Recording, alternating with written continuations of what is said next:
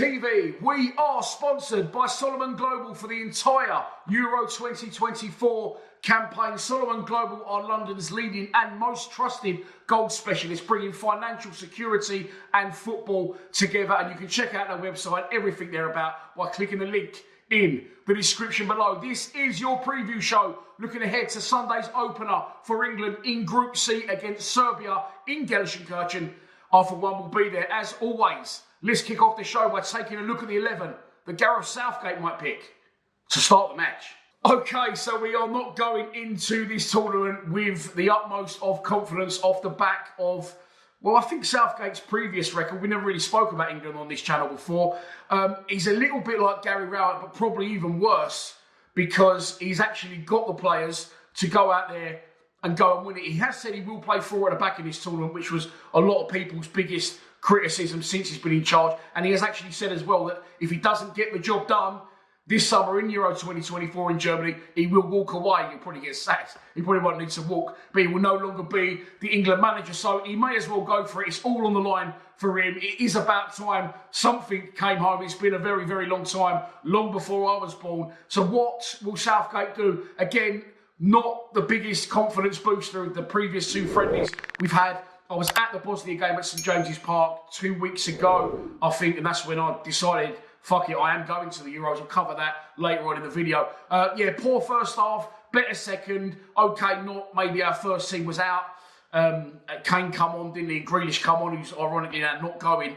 That's a massive decision for me alone. Anthony Gordon, not having him. Yeah, he's quick, but he's got an haircut like Haley at Coronation Street, and his final ball's just not there. Grealish has got that bit of class, but he's not going. Gordon will, I don't even think he'll play.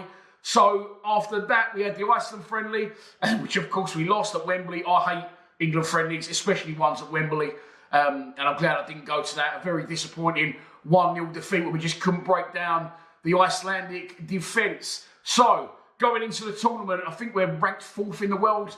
So we've got to be up there for favourites. Someone actually said to me we are favourites for the tournament. I probably should have checked that out before I did this video, but I didn't. So what will Southgate do? I don't know. What would I do?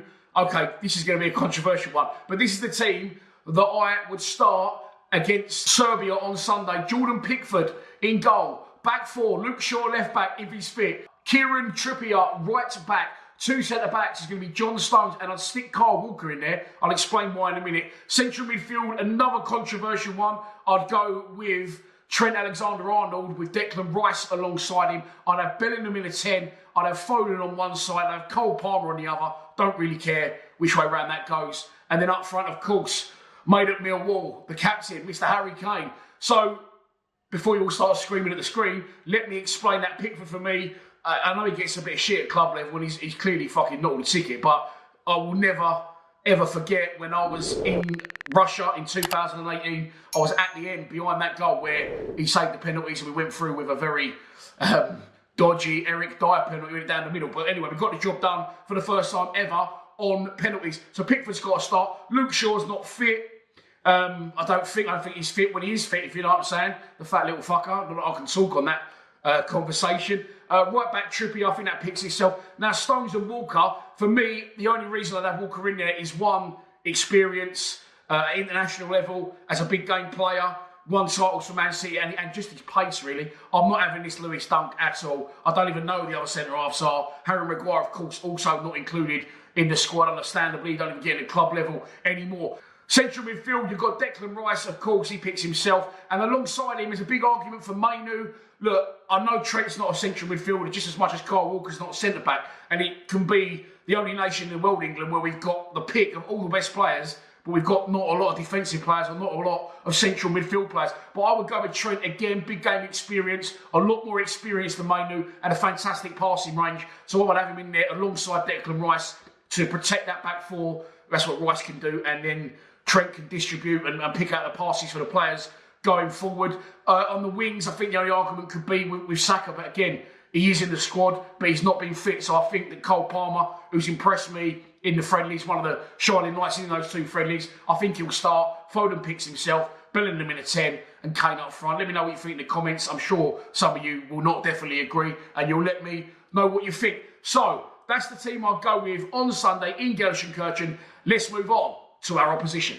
Managed by Dragan Stokovic, Serbia are competing for the first time as an independent nation in this tournament. And they're not as bad as I think some of you may think. They qualified second in their group behind Hungary, and they qualified for the Euros off the back of that. They currently sit ranked, as you can see, 33rd in the world, 6 places above Scotland and 4 below Wales. Of course, that's ironic because Wales didn't qualify and the Jocks did. They opened things up on Friday against the hosts, Germany, in Berlin. The one to watch for the Serbs, well, there's 2 ex-Premier League players in their ranks. Alexander Mitrovic falls into that bracket. Of course, we know him well from his time at Fulham, scoring loads of goals in the Championship and then in the Premier League, and even pushing referees over before he went to Saudi, I think he's in now. But he'll know English defenders, he'll know how they play, he'll know their weaknesses, so he's definitely one to watch for them. And Dusan Tadic is 35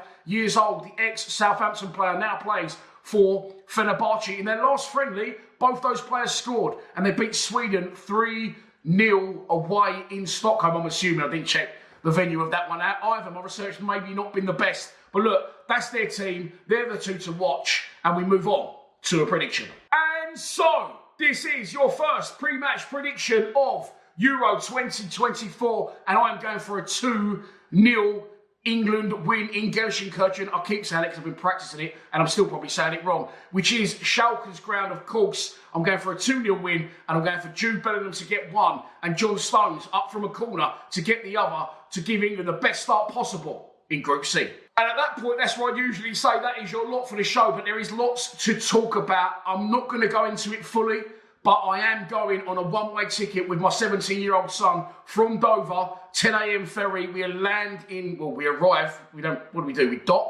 dock in Calais at 12 o'clock. We're driving 3 hours to Eindhoven. We're staying overnight in Eindhoven on the first night. We've got a stadium tour the next morning for PSV, and then we are heading the extra hour and a half to the aforementioned multiple times Gelsenkirchen, where we will be for a few days. I've got 11 nights accommodation booked up. I've got a group match ticket for every game, so I'm trying to get more, obviously, because my boy's now coming, and we're going to do daily vlogs. I'm also going to be a bit cheeky, and I'm going to put our PayPal link in the description of this video. If you want to donate to the channel at any point, even if it's £1, that'll be absolutely fantastic. The more money we can get, and the more views we can get on the video, so make sure you share them, because obviously it's now not Millwall, and you can share this amongst your other football friends as well.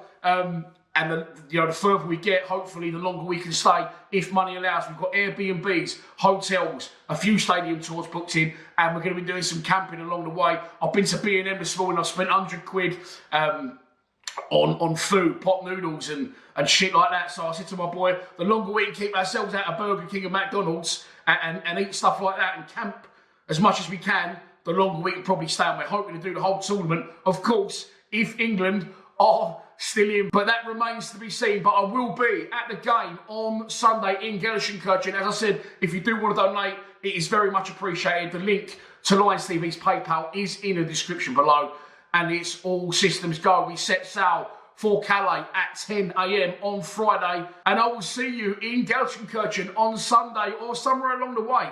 If you are going, please subscribe to Free Lions TV. Come on, you Lions.